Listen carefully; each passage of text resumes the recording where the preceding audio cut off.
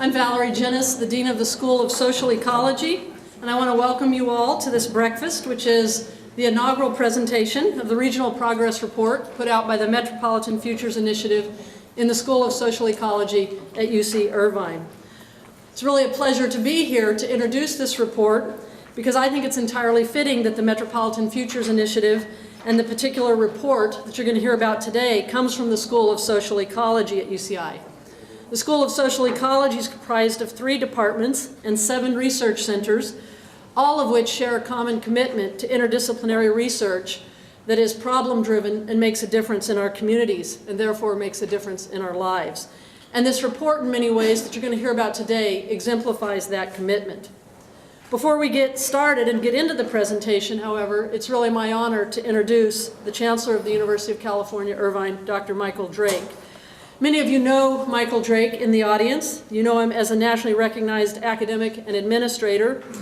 I know him as a passionate leader who cares immensely about the university and the larger community it serves.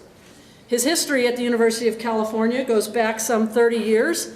We were just making jokes about our age up here, so I'll say some 30 years, where he began as a medical student and thereafter became a noted ophthalmologist who served at the UC San Francisco School of Medicine as an administrator and as a leader, a physician, a scientist, a teacher, and an internationally known expert on glaucoma. In 2005, Chancellor Drake came to UC Irvine from the University of California Office of the President, where he oversaw the health sciences for the system. At UCI, the Chancellor has ushered in what we call a new era of excellence. He's been at the helm as we've launched many new programs, for example, in public health, pharmaceutical sciences, and nursing sciences. As many of you know, he also is the leader as we opened the first new public law school in California in more than 40 years. And just earlier this month, they graduated their first class. It was a wonderful success. More close to home for me, as the Dean of the School of Social Ecology, under Chancellor Drake's leadership, we launched our new Masters of Public Policy program this year with our first cohort of graduate students joining us last fall. To ensure support for all of these programs and all of the students in the communities they serve, Chancellor Drake has led the campus on a $1 billion campaign and has raised over $718 million towards that comprehensive campaign. Also under his leadership, the university has enjoyed increasing popularity as the university of choice among students. This last year, UC Irvine received nearly 70,000 applications for admissions, including a record number of applications from out-of-state and international students. Likewise, the magnitude of the quality of research and the volume of research being done at UCI continues to soar under his leadership. Today, you're going to hear just one example of that high-quality research. Now, as I anticipate turning the microphone over to the Chancellor and letting him tell you a little about the project here, I'm reminded of something that I appreciate immensely about the Chancellor. As a person well immersed in health issues, I'm always appreciative and grateful that he thinks about health in the grandest of terms, and that includes thinking about the health and welfare of our communities. It is therefore entirely appropriate that he be here today to help introduce this initiative and this report, which shares that goal of caring about the health and welfare of our communities. It's really a pleasure to introduce you to Chancellor Michael Drake.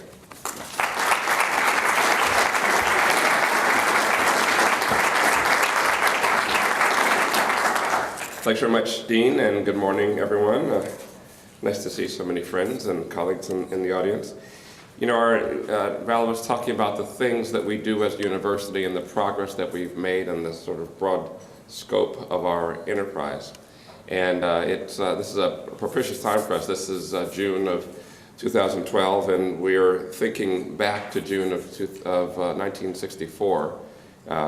48 years ago, but almost 50 years ago, as we approached our 50th anniversary. Our school opened for students in September of 1965, but the campus site was really dedicated in June 1964, and a few hundred yards from where we are, there was a wafting in the air, and Marine One came in, and Lyndon Johnson landed in a field that had 15,000 people in folding chairs, but before that, the only 15,000 of anything that had been there were rabbits or cows or whatever, so it was great to bring that many people. And we have some photographs from those days with Clark Kerr and Dan Aldridge Jr. and and President Johnson. And there was a great sense of anticipation at this event set up in the field about what the university could be for the future. And I'm sure that many great things were said about what the university might be and what the community might be. Sort of the theme of this morning, Metropolitan Futures, what the future of this metropolitan area might be. And I think our growth in the intervening years has really been a reflection of what that can be. My wife and I were traveling just a little bit ago, and we were in Europe and driving a bit, and something that I say a lot was really visible. I've said in many of my talks that in the Middle Ages or times of antiquity that cities would tend to come up around rivers, and we were in a part of France that was there since Roman times, and you could see places where cities like Arles or whatever were on the edge of rivers or in special places of rivers where river commerce was important. And then, so that's in antiquity. In the Middle Ages, cities tended to grow around cathedrals, so there'd be a cathedral or there'd be a castle, a defendable place, and a great city growing around that, and we saw some of those things. And then thinking more of the modern era, in this country, cities grew up around factories, or factory towns or factory cities would grow up, and those would be the metropolitan areas. But today and in the future, cities really are going to grow around universities. They're going to grow around ideas. They're going to grow around people who are doing things to change and create the future. And that was the promise of this university when 50 years ago, those people put the spades in the ground and turned the pasture land and really turned it into the foundation for what the university has been. And then our university, starting in 1965, the city of Irvine coming along 5 years later, and we can look back now over nearly half a century and kind of get an idea of what we've done.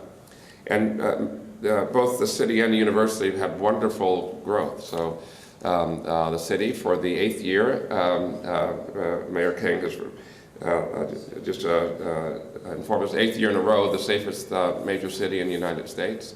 I also know by looking at things that we've done for a variety of reasons, if we look at the unemployment in our community, in our city, in our community, they're much lower than the average of California or the rest of the country. Or if we look at the health status of California, of our city, much better than California or the rest of the country. An interesting quick datum there, and it reflects a bit on what the Dean was saying. The life expectancy for people in the United States and for California is about 80 years. It's gone up. And there's some interesting ways to talk about that. That's a different talk. But it's about 80 years on average. If you look in California, though, there's a wide range of life expectancies. California average of about 80 years. The shortest life expectancy in California, if you look by zip code, and that's one way of looking at health data, you look at this zip code compared to that one, et cetera. So comparing by zip code, the shortest life expectancy in California is 73 years. And actually it's about a 10% lower life expectancy across a very large group of people. So it really is a really profound negative effect. And the longest life expectancy in California is 88 years. Actually about 10% more than the average. And again, a real profound effect. The difference between them being about a 20% of life expectancy. And that's in California and cities that are separated not by walls or rivers or anything, but just by zip codes. It's an incredible difference. And actually, if you look over development, to go back to a life expectancy of more like 73 years, we'd have to, or let me say it differently, to go from 88 years back to 73 to take 15 years off the average life expectancy, to go from 80, which is the average, back to 65, you'd have to go back about 80 years, have to go back to the pre-antibiotic era to get to a time when the average person lived 15 years less than they do today. And so that spread that we have is 3 or 4 generations worth of progress between the lowest and the highest in California. I should ask you all to guess the zip codes in which these or the cities in which these zip codes occur, but I'll tell you. So the zip code with the lowest life expectancy is in Stockton. And you can imagine it's a depressed, relatively uneducated place with not good employment opportunities or safety or water or all those kinds of things. The zip code with the longest life expectancy is Irvine. And then let me say, these things change bit by bit, and there are places, and there are a few other places that would vie for the longest. There are places in and around Palo Alto that would have very similar life expectancy as Irvine, vice versa. And then there are places like South Los Angeles and Oakland, which would have life expectancy like Stockton. So there's no magic to that. What it says is that well-educated communities of people built up often around knowledge bases have been able to develop a series of circumstances and services and a way of life that has allowed people to thrive and do better than places where those things aren't available. So those are very, very important. Another measure that I'd love to share is the Times Higher Education, a periodical that I, in fact, didn't spend much time reading before last week. This is from Great Britain. Did a worldwide comparison of all the universities in the world that were 50 years of age or less. They looked at 400 universities, and they looked at them, a variety of criteria, looked at them on the basis of their contribution to the broader world. So PhDs, graduated, awards for faculty, citations that were quoted by other people, not based on reputation or athletics or things, but what the universities actually contributed to the knowledge base of the world. And they ranked world universities founded in the last half century. In the world, UC Irvine was ranked 4th and number 1 in the United States. I'll pause for applause there.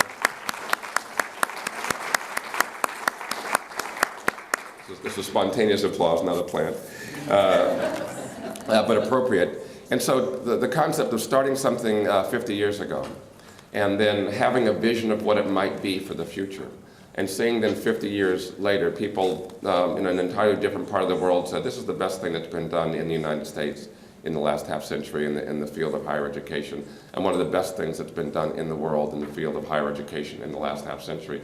And I must say that the places that did better, universities in Korea and others, were really the focus of the national attention and the national budget quite heavily. We've been cut, as you know, these last several years.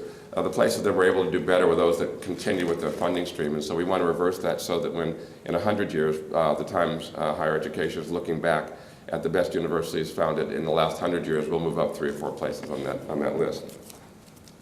We're a university that does research, and based on the principles of the Morrill Act of 1862, the act that founded the land-grant universities. Our research is here to benefit the people of the region in which we live and to educate the sons and daughters of the broad population, middle class in particular, to be able to participate in society and be great contributing citizens. And today you're going to hear a lot about how that research and how the things that we learn about ourselves can help us to predict and make a better future. So our job is to do our best to help bring together people, to get good ideas, to do research, to develop a database, to make our society flourish and to make a better future.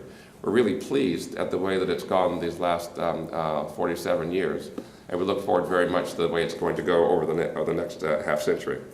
In speaking specifically of the Metropolitan Futures Initiative, it takes on an interdisciplinary perspective on issues that are critical to day-to-day living. Things like transportation, things like jobs, things like housing, things like crime, things like social equality within the community. And so I'm really pleased to have all of you here today to join in this conversation and to see the work that has been done. Let me now thank you for your time and attention, and welcome back to the podium my friend Val Jenness.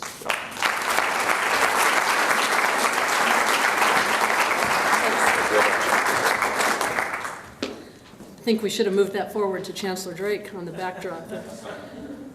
We're not mistaken for each other often, but I do like to keep the slides straight. Thanks, Chancellor.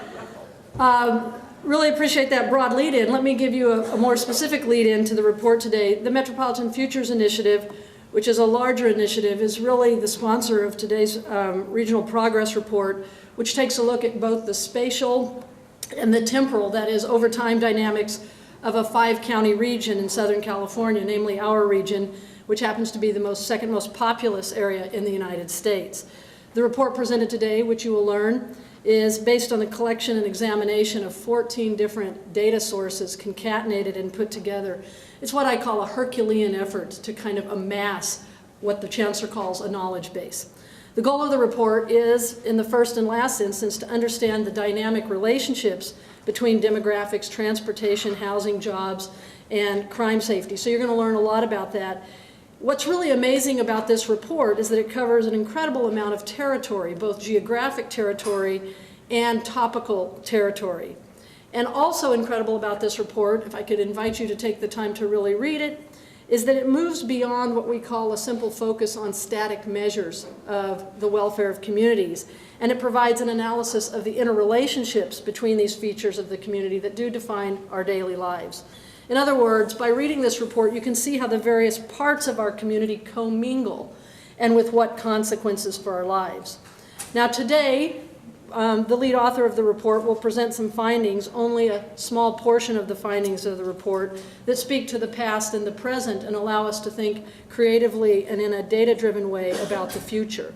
For me, this becomes very important for both private and public decision makers. What's particularly exciting about the report for me is that it makes good on a central belief of mine and the mission of the School of Social Ecology that public policy decisions should be informed by empirical, systematic, verifiable, solid data. Our goal then is to offer this up to all of those who would share in that line of thinking. That said, before I introduce the speaker today, I do want to introduce all of those that have participated in the production of this report and in this event here today. So with those that have played some role in the MFI, just please stand up and so we could recognize everybody.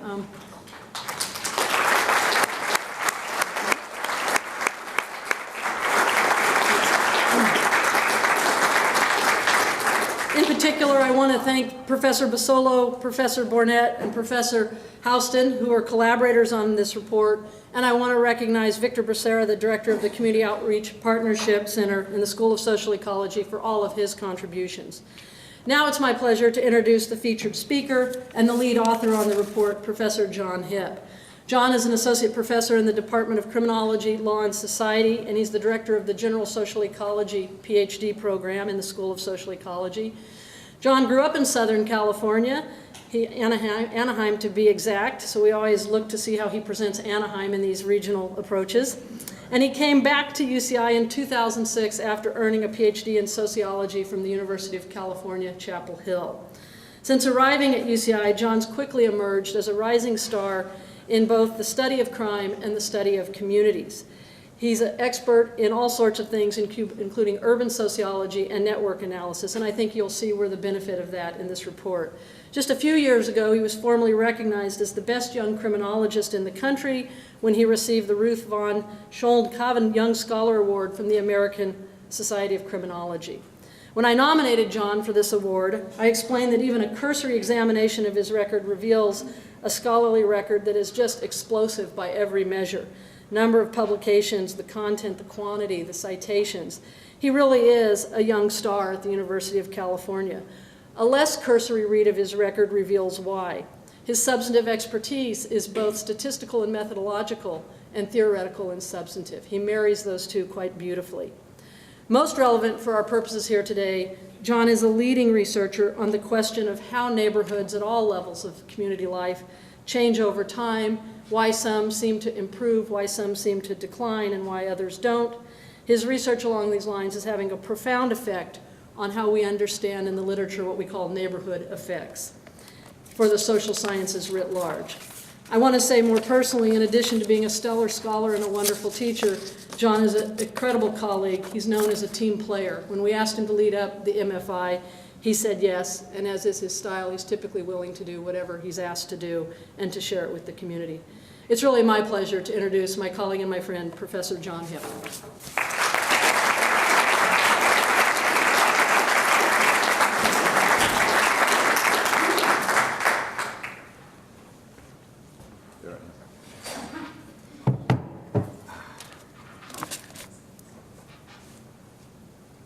Terrific. Thank you very much, Dean Jenness, for that introduction. I also want to thank the Chancellor for hosting this event this morning, and I also want to thank all of you for coming. today. We really appreciate it. Understanding our region requires understanding how the pieces of our social world fit together. As Val said, a lot of my work focuses on neighborhoods, but to understand what goes on in neighborhoods, what we're suggesting with this report is that there's a need to understand the larger social world. And what complicates it even more is that there's various layers of governance that go on when trying to understand this big picture. For example, the co-location of jobs and housing along with the transportation networks that link them have implications for the transportation patterns that we observe in the region. Transportation patterns then have implications for the level of smog that we observe in the larger region. And then smog levels and then residents close to freeways have health implications for the residents in the region. Furthermore, the residential mobility patterns of residents in response to these issues can have consequences for demographic change in neighborhoods, and then this can have consequences for the public safety that we observe in communities, and then the quality of these communities can feed back into the larger system. So our challenge today is trying to get a little bit of understanding of how all these pieces fit together in this complicated picture, and indeed that was the goal of this entire project of the Metropolitan Futures Initiative. This here today is an initial report, but the plan is that this will be an ongoing project. This is not just one report, but something that will be continuing on. But for this particular report, it was a sort of, as Val mentioned, a rather large project. It entailed over the last 18 months about 5 faculty, well not about, there were 5 faculty, 10 graduate student researchers, 6 undergraduate researchers. As Val mentioned, one part of this was putting together this large concatenated data set, 14 different data sources, measuring different aspects of the social life. But as was mentioned, we're not just trying to collect social indicators here and say, well, measuring how things are going on, but rather what we wanted to do is make these various data sources speak to one another. And how we do this then is with statistical modeling that addresses the various questions that we pursue in the report. And so, as was mentioned, I'm here today just to present a small portion of these results. If you've seen the size of the report, you'd be grateful that I'm only presenting a small portion of them. We don't have that much time. But what we're hoping is that this will spur your interest in reading the entire report, or parts of it. What I'm going to present today is going to follow along 4 main themes. First, how do jobs and transportation interact? Second, what role does crime play in neighborhood change? Third, what role does race and diversity play in communities? And finally, we'll talk a bit about what effect do foreclosures have on home values in communities. Just as sort of a preamble, I want to just show a few maps charting some of the demographic change that's gone on in Southern California. Now, most of us are aware of this change that's occurred, but nonetheless, we want to visually depict it. And on this map and the others that I'm going to be showing, this in general, this is the Southern California region here, the 5-county region, which is what we focused on in the report. You can see we've cut off the less populated areas, not that because they're unimportant, but just for visual representation. This, to give you a reference, this is Orange County here. This is LA, Ventura, and then Riverside and San Bernardino over here. And on this map and others that we'll be presenting, we've color-coded it in that deeper shades of red represent higher values. So in this case, where we're looking at the percentage of Latinos, for instance, in a neighborhood, the darkest hued neighborhoods, 80 to 100%. Latinos, and then less beyond that. And what you see as we look, this is 1970, and as we move forward over time, you'll see the change both in the hue of the general hue of the map, but also the spatial distribution. So where you see the spread of the Latino population going throughout the area. And of course, if we made comparable maps for other racial groups, you'd see similar changes going on. And what we're suggesting is these demographic changes sort of set the stage, if you will, for some of the analyses and some that I'm going to be presenting later on in the report. But this is certainly a huge change that's occurred over this time period. So now to go back to our questions, our first question was how do jobs and transportation interact? And in this part of the report, we used data on jobs in neighborhoods, and we also used a survey regarding travel behavior of residents throughout the region. It's important to emphasize that in the old model, 100 years ago, theoretical model they had out there was this idea of a concentric zone, that all jobs were kind of in the main downtown area, and then a few jobs away from there. What we can see in Southern California is that's clearly not the case anymore, if it ever was. On this map, again, we have deeper shades of red are neighborhoods with higher job density per square mile.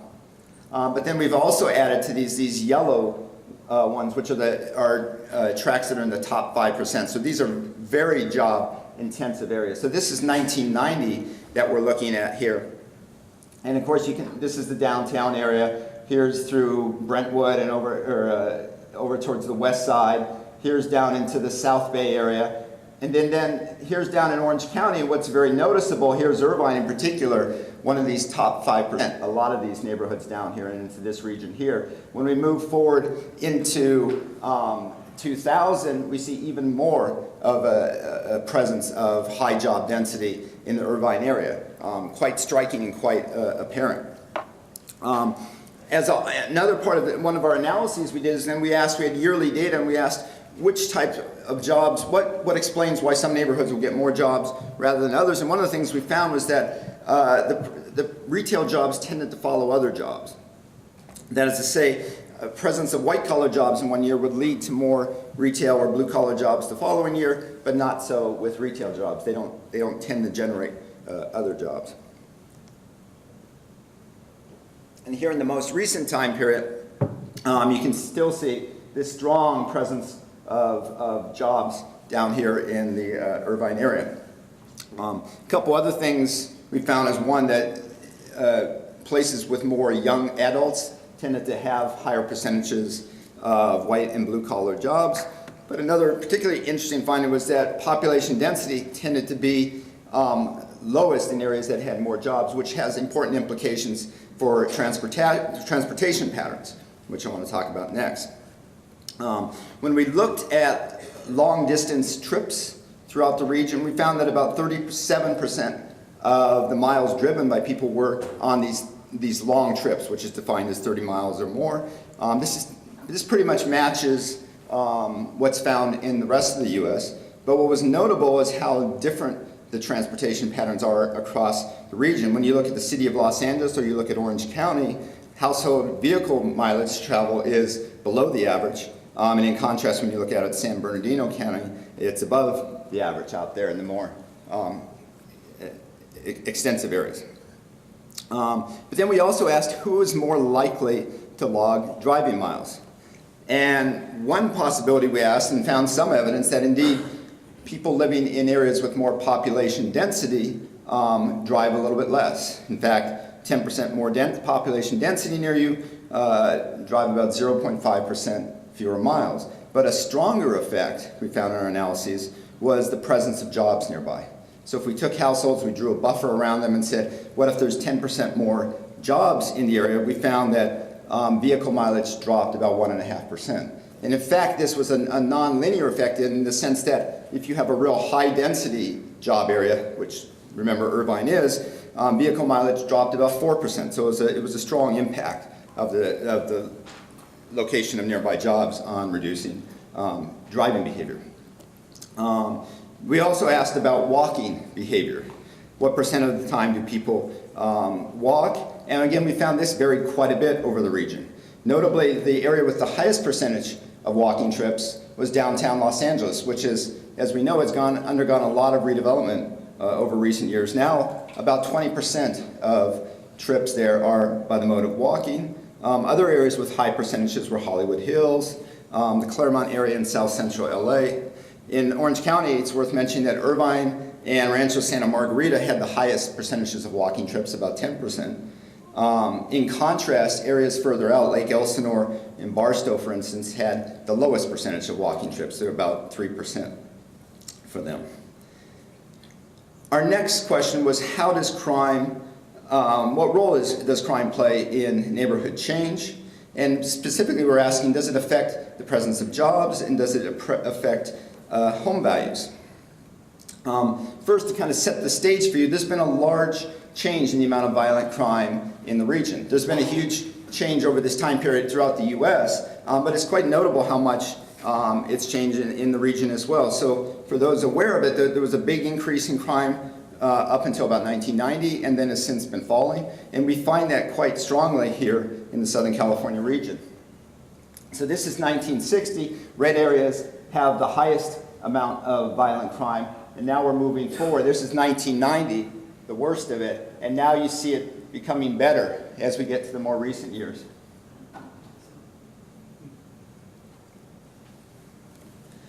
So again, this pattern has changed over time. We saw this huge increase in violent crime and then a drop in it. But what consequences has this had at the neighborhood level? For instance, what effect does it have on jobs? Well, indeed, cities with more violent crime do see a loss in jobs in these year-by-year analyses we're doing. So we asked more violent crime one year, what effect does it have on jobs? And indeed, they lost jobs the following year.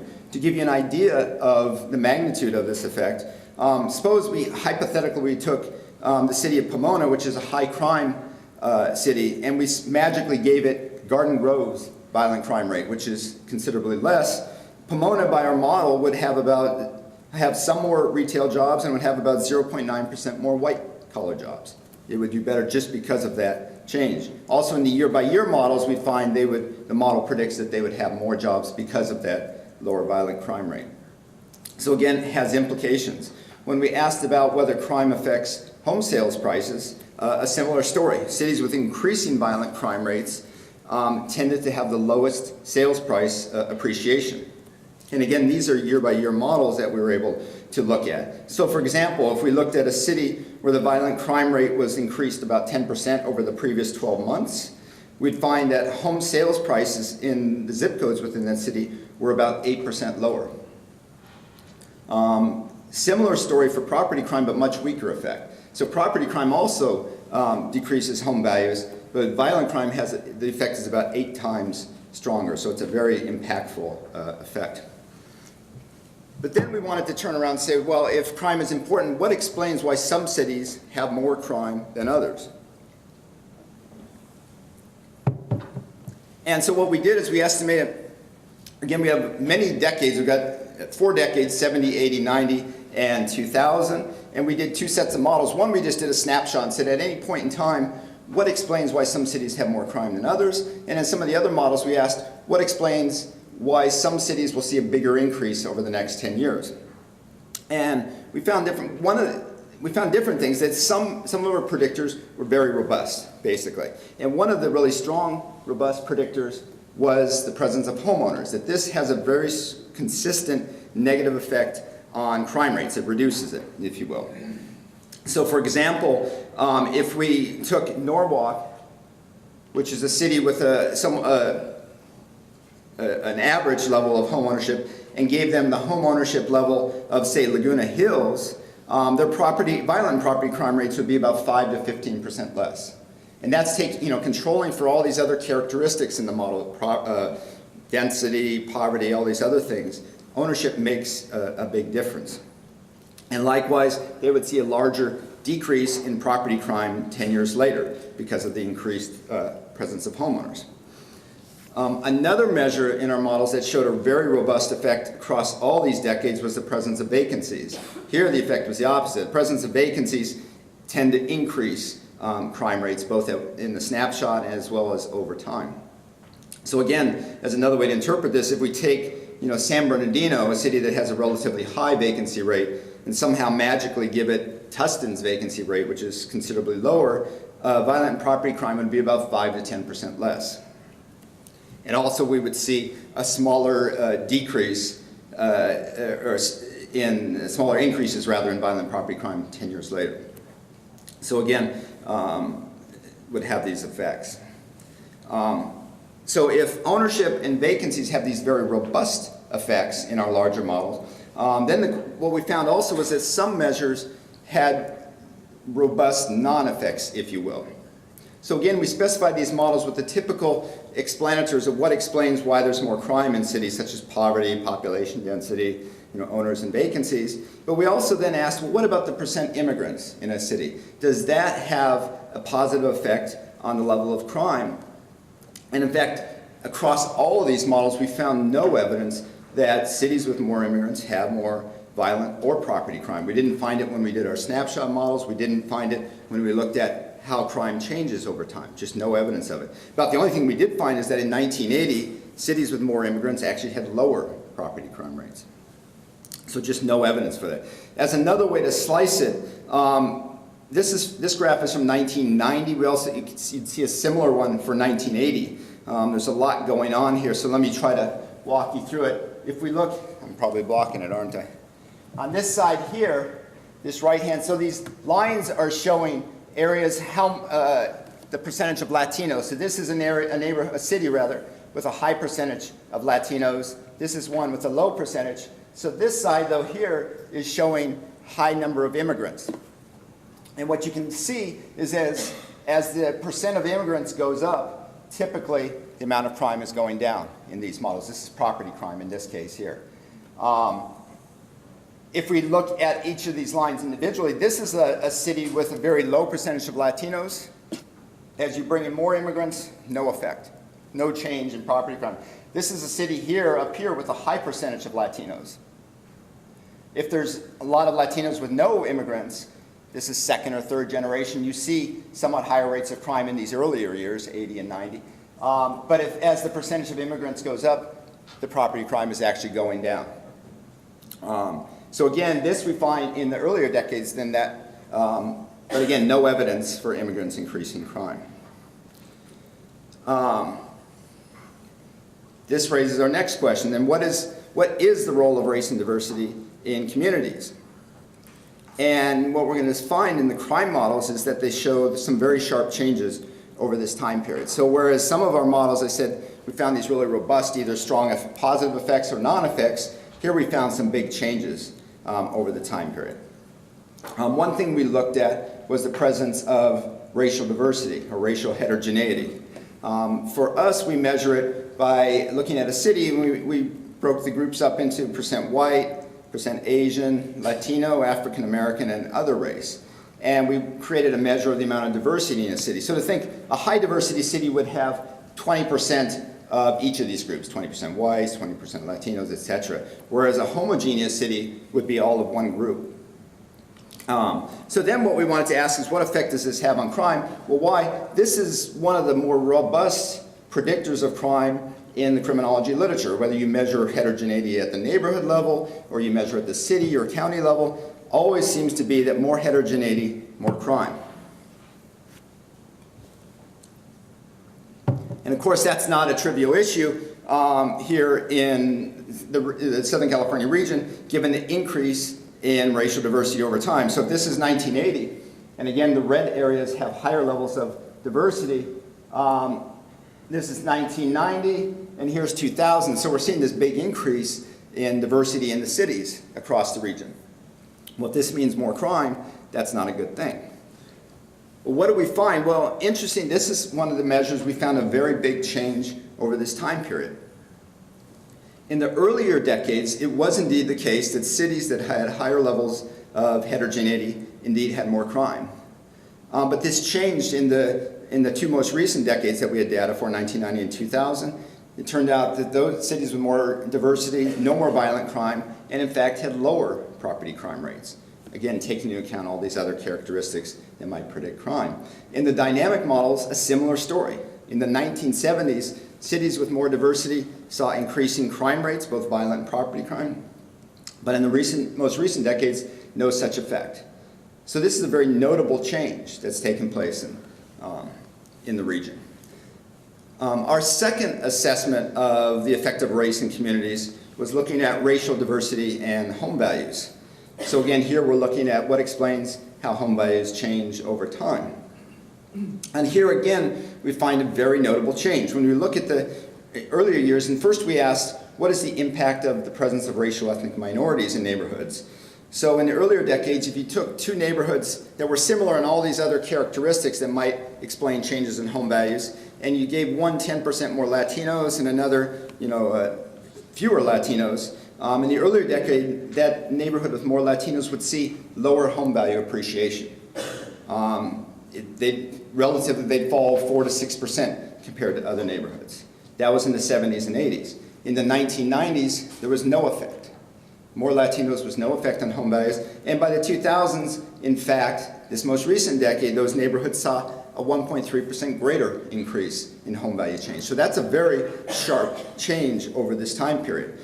Similarly, if we took a hypothetical neighborhood, increased more African Americans, again in the 70s and 80s, those neighborhoods would see relatively less home value appreciation, about 2.5 to 4.5% less home value appreciation. But in the two most recent decades, no difference. So again, that's a very sharp change that's taken place over this time period, and something we can see by taking this long-range view of the data. We also asked, what about the influx of these minority groups? What effect does that have on home values? And it's again a similar story of quite a striking change. During the 70s, 80s, and 90s, neighborhoods that had a large influx of either blacks or Latinos had lower home value appreciation. Furthermore, neighborhoods that saw a large influx of these minority groups in adjacent areas also saw relatively falling home values. But when we look at the most recent decade, there's no evidence of this. Neighborhoods with more blacks or Latinos coming in or nearby did not see such a negative effect. So this is a sharp change. We then asked about the effect of racial diversity at the neighborhood level. Recall previously we were looking at diversity in cities and explaining crime. Well, now here we asked about diversity at the neighborhood level. Does that affect home value change over time? And again, a similar pattern here. In the earlier decades, 80s and 90s, neighborhoods with more diversity had lower home value appreciation over the subsequent decade. But in the most recent decade, more racial diversity actually saw higher home value appreciation. Again, taking into account all these other characteristics that might explain this change, the presence of heterogeneity has gone from this negative amenity, if you will, to a positive one. And then also when we measured the change in diversity over time in neighborhoods, again, a very large change. In the 60s, 70s, 80s, and 90s, neighborhoods that saw this greater increase in diversity had lower home value appreciation, but in the most recent decade, greater increase in diversity actually saw higher home value appreciation. So a very sharp change. I want to turn to our last question, which is to say, what effect do foreclosures have on home values? The foreclosure crisis, of course, is unprecedented. We're well aware of it. There's many issues that come from it. It has an impact on home values, it impacts family life, impacts crime. We can think of this larger foreclosure crisis as an external shock that hits neighborhoods. So even if the household itself is not directly affected, it can be affected by what happens nearby. So for looking at this, we had quarterly data on foreclosure rates and zip codes in the Southern California area. So in these maps I'm going to show you here starts in 2002, and again deeper shades of red indicate areas with higher foreclosure rates. So this is we're going quarter by quarter. We're now into 2003, and this is before we've hit the big foreclosure crisis. We're up to 2004 now. Again, this is Orange County down here. This is LA, and then you can see the Inland Empire here, which now we're into 2006, and suddenly you start to see this impact coming into this Inland Empire area. Now we're into 2007. We're starting to see some areas now, even in Orange County, being impacted by this. Now we're into 2008. And we can see it moving throughout the region, this spatial diffusion effect, if you will.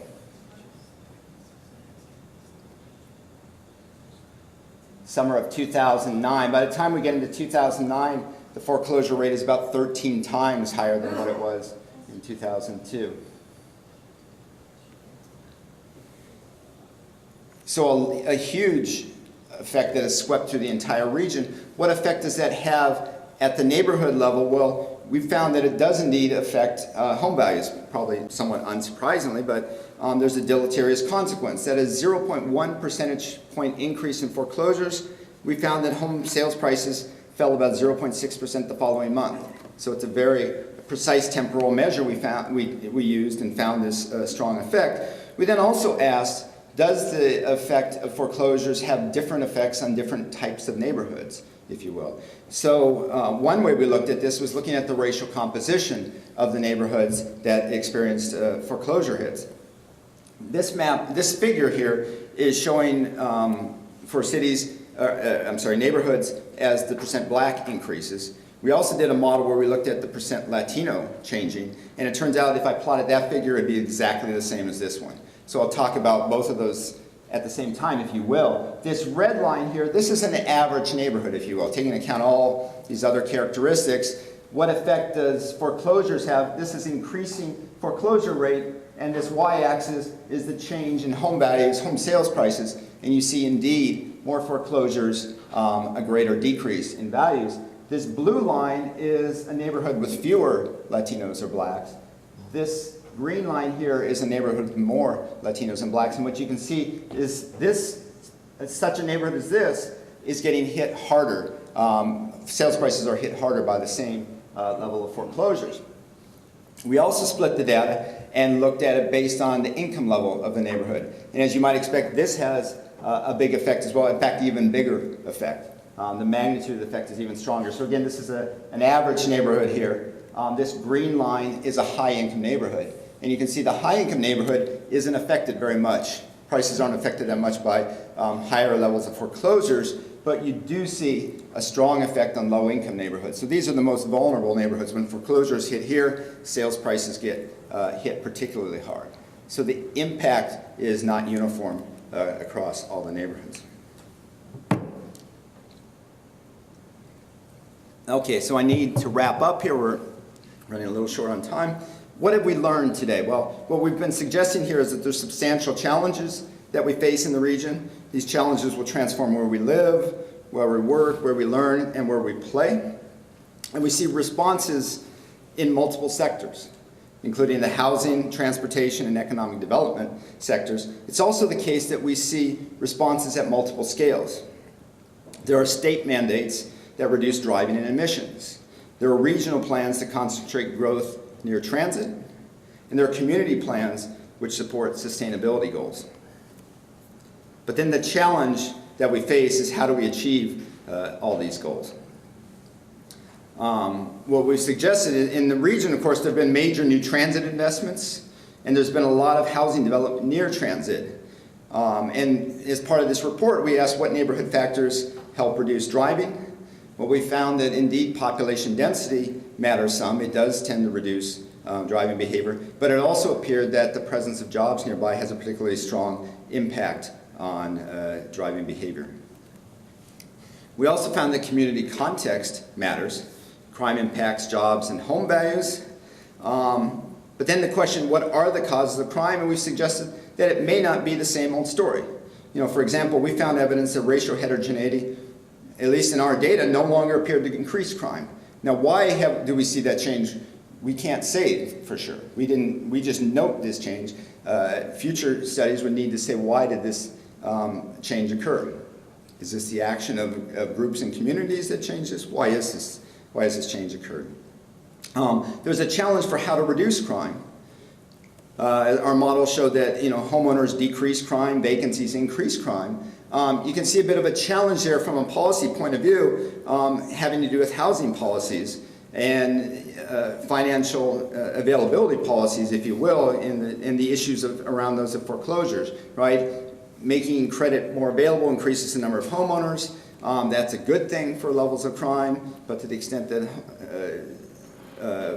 homeowners turn into foreclosures, turns into vacancies, that becomes a negative thing. So you can see there's a need to thread the needle on certain policies. But furthermore, given this negative effect of vacancies on crime, you can see that we need policies that address how to deal with vacancies. A positive aspect is that we've suggested that transformation may be a strength for us. And of course, there's a lot of transformations that are taking place. There's diverse economic needs of people in the region. There's growing ethnic communities. And there's public education and social services challenges that are needed. How will this growth in racial ethnic transformations impact our communities. We found some important evidence in that regard. One, we found no evidence that immigration increases crime rates, something to be aware of.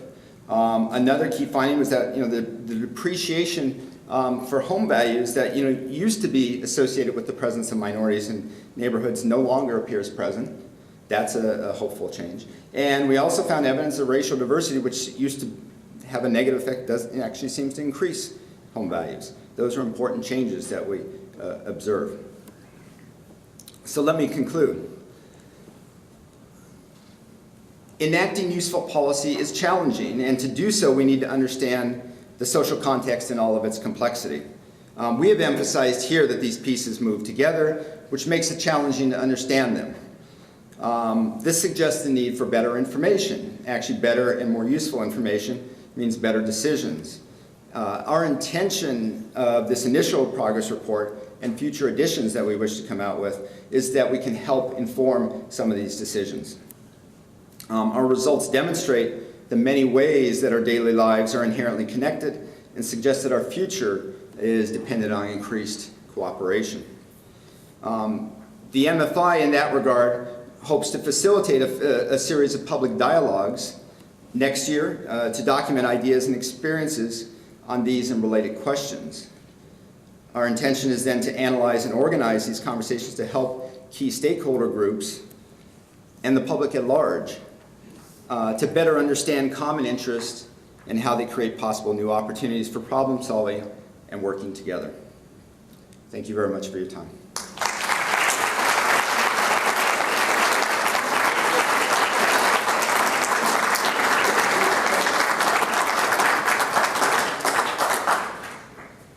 I guess we have some time, so we'll open it up to questions from the audience. Yes? So, thank you very much for that report. It was very comprehensive. I just have a question that addresses sort of the causal, I know you touched upon it a little bit towards the end, but addresses the causal versus correlation relationship with some of the data. We won't know why, but has there been an attempt to kind of look at whether there are some other variables involved? I missed. So you're asking whether it's causal versus correlational, and then what was the last part? Oh, causal versus correlational. So was there an attempt to kind of tease out some of the additional variables that might just say, well, this isn't really the major impact, the major factor. There are other things that come into play, such as in transportation, walking. Yeah, that's a great question.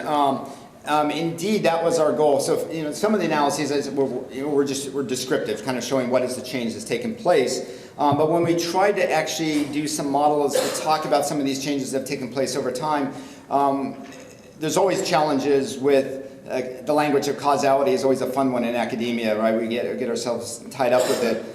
Some people think the only way you can talk about causality is if you actually have an experimental design. And of course, that's very difficult to do in the social world. But for us, we were trying to move beyond simply a simple just correlational analysis in the sense that a couple ways. One, yes, we were indeed trying to take into account the various other measures that might explain these things. So for example, in the models looking at sales price changes, we were trying to take into account what are the various characteristics of neighborhoods that might explain why you would see a change in home values over time.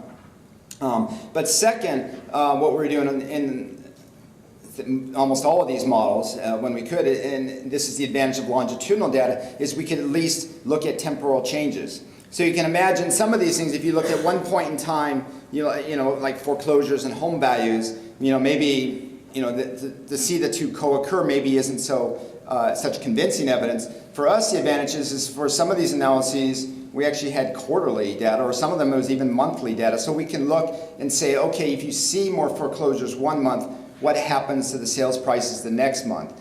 So while that's not a perfect experimental design in the sense that we're not randomly assigning foreclosures to neighborhoods, it's giving us a lot more evidence for the process than you would if you just simply did a snapshot at one point in time and said, what's the effect going on?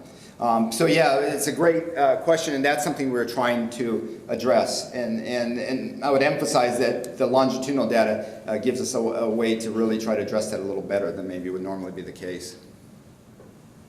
So along that line, looking at poverty and unemployment,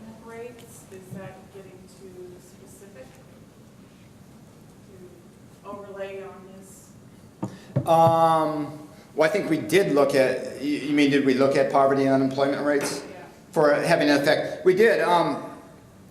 Like for explaining, I talked a lot about different results, but for example, talking about what explains which cities have more crime, we looked at both of those in there. The interesting thing about unemployment, and criminologists are aware this is the large debate in the literature, what we found was the same thing as others, is that basically unemployment seems to have no relationship with crime. And I know this is always a puzzle. I was getting calls when the downturn kind of first hit a few years ago in newspaper, what's going to happen to our crime rate, unemployment's going up. And why is that the case? Criminologists wrestle with that. There's competing arguments why it should raise or should lower crime, but we found the same thing, that more unemployment didn't affect crime. An interesting thing about poverty, though, is that was another measure. Again, I don't have time to talk about all the results. That's the teaser to kind of look at more, look at the report a little closer. But poverty also showed a bit of a change over time. That when we looked at the earlier decades, higher poverty rates, indeed, higher rates of crime. And of course, you want to take that into account because that's an obvious possible explanation of where there's more crime in areas. It was a nonlinear effect in the sense that as poverty went up, crime went up, although it kind of tended to level off. Once you got to a certain high level of poverty, anymore just didn't seem to make any difference. But that was something that also changed in the more recent decades, that poverty didn't seem to be associated with levels of crime. So it sort of changed over time. But we're definitely trying to take that into account in the model. Yeah, definitely. I have another question on immigrant communities. There's been concern that crime data is not really accurately reported because people that are undocumented do not want to report crime. And I know, having worked with people that have undocumented status, saying, well, I really don't want to open my mouth and say something because, and so how do you take that into account in your crime data, please? Yeah, that's an excellent question, and that is a huge challenge, because with the data we're using here is uniform crime report data, which comes from city police departments, basically, is what we have. Police departments report to us. And for a lot of things, that data is not so bad, but there's certain idiosyncratic challenges with it, and that's certainly one.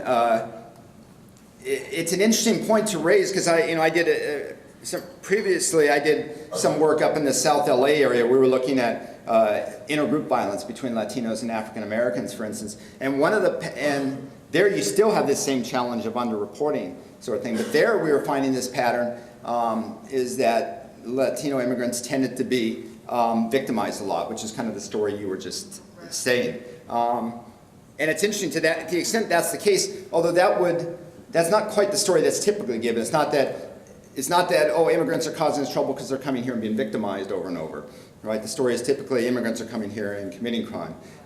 So it's a little different process in that way. How to account for that is always a challenge whenever you have underreporting in crime. And that's just a challenge, how to do that. Dave? Yes, I could be wrong, but I think the ratio of rental housing apartments in Irvine is probably relatively high. How do you account for the fact that the crime is nevertheless so very low?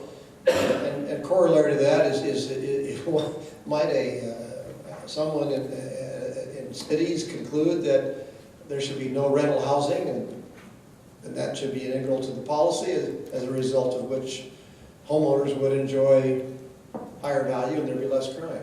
Right. Yeah, it's always a bit, those are great questions, because there's a challenge to, on the one hand, modeling and saying, okay, the model, I'll let the data tell me what the data tells you, and then the second challenge is what are the policy implications of that? That would be one, is you could try to extrapolate it forward and say, oh, therefore let's get rid of all renters in communities, and then that would change things.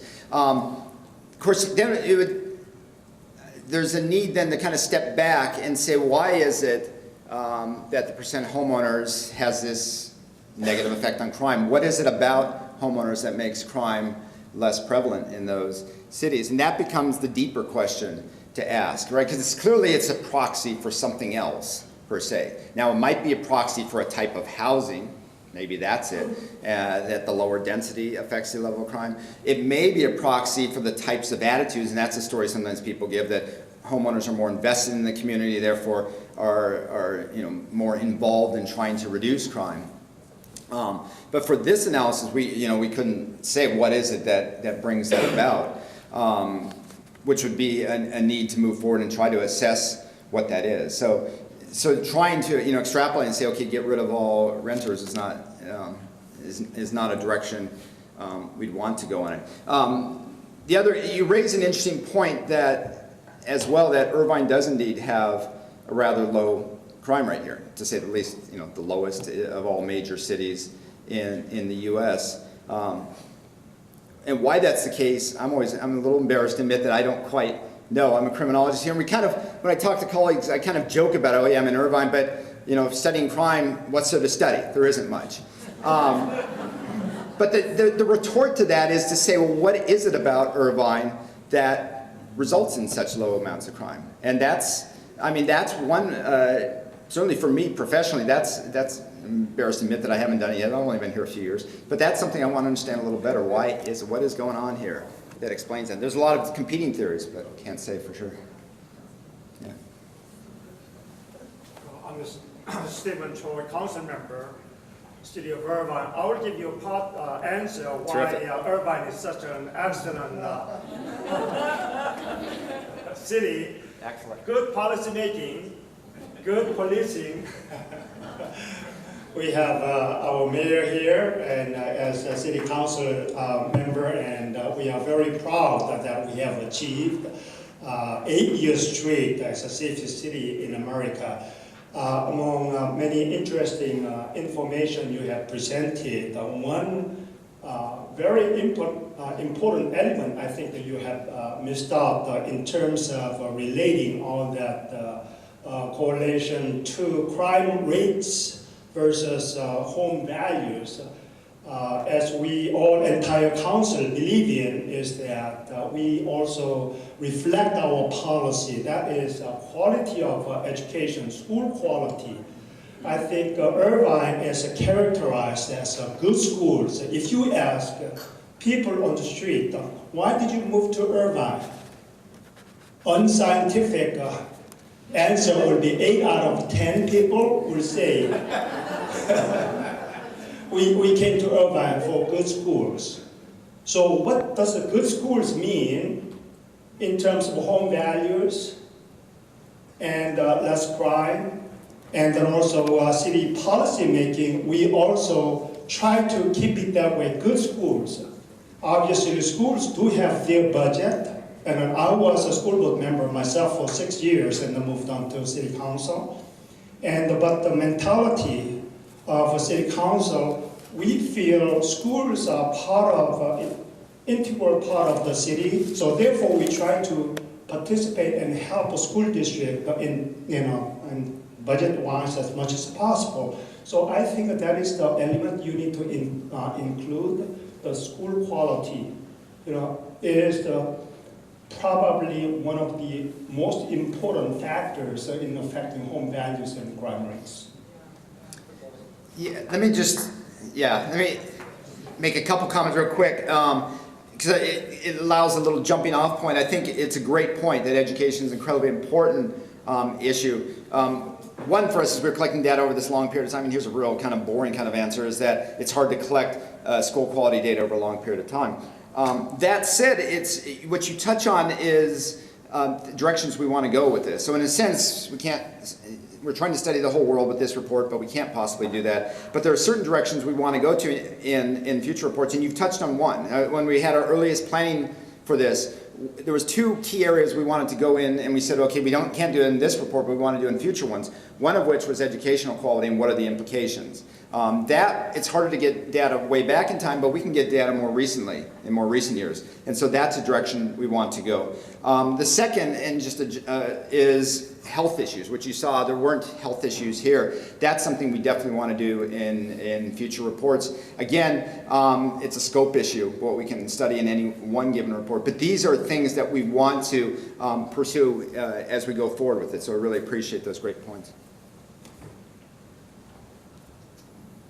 Council Member Choi made a very good point about Irvine, but in general, the rental, when it comes to rental, I will say, apartment units, about 1/3 of the entire housing stock.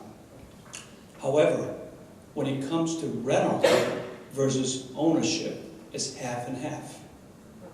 And out of that, the affordable housing, our goal is to have about 10% of the entire housing stock. This is a very unique opportunity that we can offer you, is that not only the education is a very integral part of our success, however, the integration of the diversity speaks for itself. Not only reduce the rate of the crime, because as you heard, we've been recognized as the safest city in the United States 8 years in a row. And 2010 and 11 being the lowest in Part 1 crime per capita in the history of Irvine, 41 years. So this is something that the community is very proud of, having that recognition, this distinction. But it is about the ownership that everyone lives and play and work here. Take that ownership and pride, and that makes quite a bit of a difference. Well, I have a question back about your report. I know a little bit about Irvine, I guess, but what I wanted to ask you, what do you feel the values that you allude to with respect to values in housing, can you identify or kind of separate out or bring into the report the 10 or 12 years we've been dealing with in housing, which is really an abnormal period? I mean, the places that showed up on your map, houses were being built and they never had been built, and they're being built because of the availability of money at subprime. I mean, the whole housing market for 10 years has been abnormal. I just wonder if you can incorporate or should incorporate into yours a deeper look at that period. Yeah, that's a wonderful idea. Yeah, we tried, at one point early on, we thought we would just stop the report, looking at home values in 2000, because it's just such a mess. Mess is a mess from an academic point of view. It's the real world out there. So our thought was to, boldly move forward and try to address that in some ways. We had, sales price data and that sort of thing in neighborhoods. It is, in some ways, to me, that's, as Val said, someone who's a statistical modeler, someone who approaches these things, to me, it's a huge challenge to try to address that, because there have been huge changes. That would be an area, again, for future reports. Our thinking has been that for future reports that we go into, we want to go into certain issues in depth, and I alluded to education as one we might want to do. The role of health might be one, but another one that would make a lot of sense would be to try to understand the home value market and all the parts of it that you listed so eloquently there. Yeah, those are things we would like to pursue in more in depth in future reports. Okay. Yeah. I think I'm getting cut off here.